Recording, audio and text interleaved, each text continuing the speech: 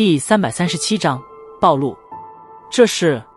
天空之上，纳兰嫣然怔怔地望着下方的萧炎，先前他的那番口吐自火的熟悉举止，以及手掌上的青色火焰，让的脑海中那曾经给他留下极深印象，名叫炎萧的青年缓缓浮现了出来。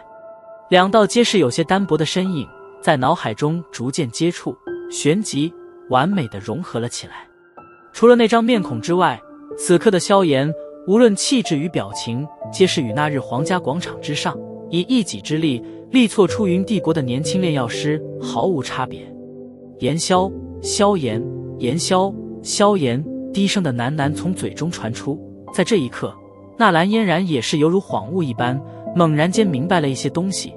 那位凭借着炼药师大会成为了加玛帝国中年轻一辈翘楚，并且即使是连他纳兰嫣然这般高傲